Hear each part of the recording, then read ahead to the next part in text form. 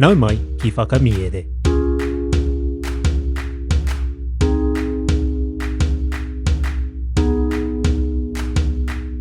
Nau mai ki whakamiere. Welcome to Whakamiere, our podcast where we share our Māori translations of stories.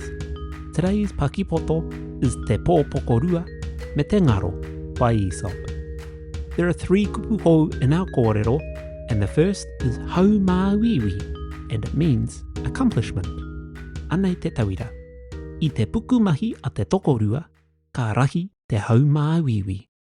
With the couple's hard work, their accomplishment was huge. Our second kupu is whakakūrakurakutanga, the root kupu being kūrakuraku, and it means to annoy or irritate, a great substitute or hoa for hoha. Kua hoha au I o whakakūrakurakutanga me mutu. I am sick of your being annoying. Stop it. Our final kupu is mā kino kino, and it means fatigue. Ka mā kino kino au I te oma. I fatigue from running.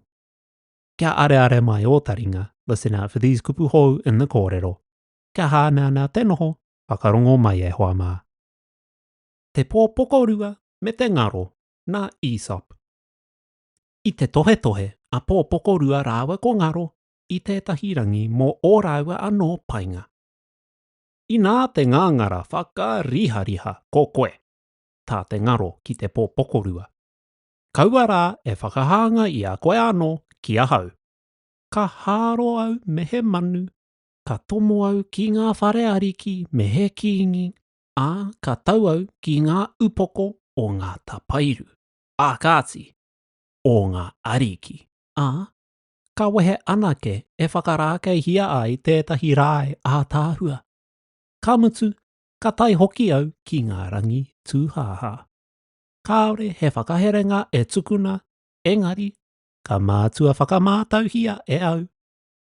I ia hākari hoki, ka kai ka inu hoki I te kairangitanga o ngā horotai. E kore rawa ke au e ora I ngā wāhi kānga ruarua, pēnei a koe. E rarawe noa ana tēnā, tā te Pōpokorua whakahokinga. Engari whakarongo mai.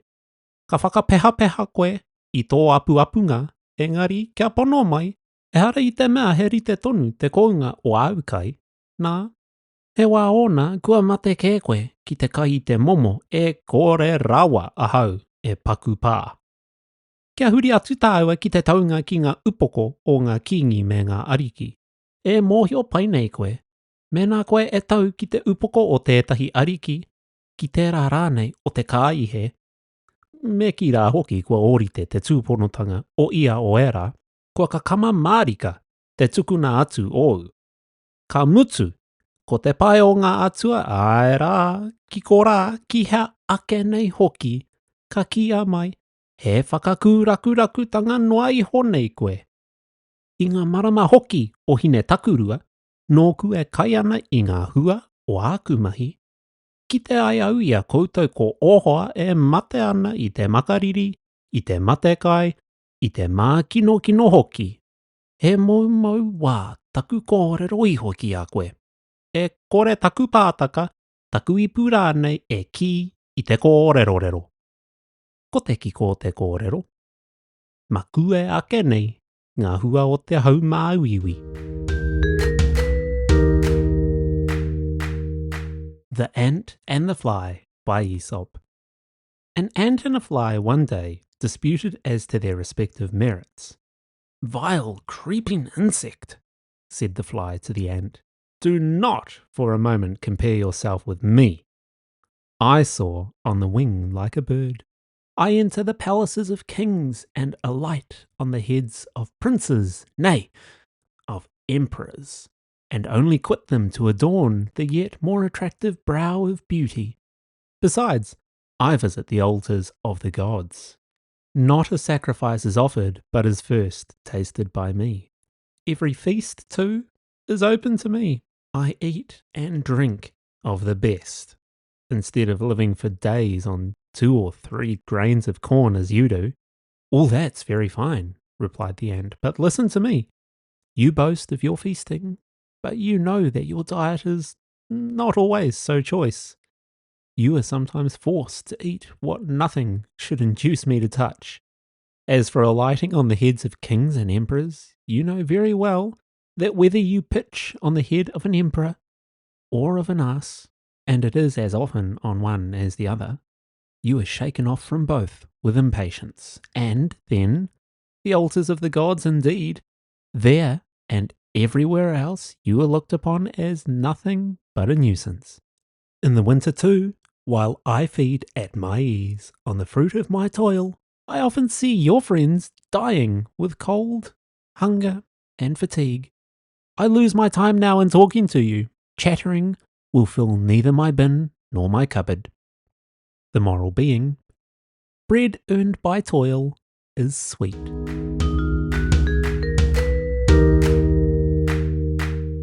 Tēnā rawa atu koe I tāu whakarongo mai. Thank you so much for listening to Whakamiere. If you're looking for a way to support Whakamiere, you can now purchase digital copies of all the stories from every one of our Paki Waitara episodes without needing to subscribe. Simply visit the Whakamiere Patreon page and head over to the shop tab. You'll find all the Paki Waitara there. If you've enjoyed what you've been listening to and want to show your tautoko in a non-pūtau way, please consider leaving a like and a review on your podcast app. It really helps small podcasts like this to grow. A big mihi goes out to our Patreon supporters without whom this podcast could not be ad-free. If you have friends in whānau who would like our kaupapa, please share it with them as well. If you're interested in the Patreon subscriptions, head on over to patreon.com/whakamiere to learn all about them. They start at just $6. You can also follow us on Instagram. If you'd like to get in touch with us about the podcast, you can email whakamiere@gmail.com. Ko taurapa e mihi nui ana, hei a kua nei e hoa mā.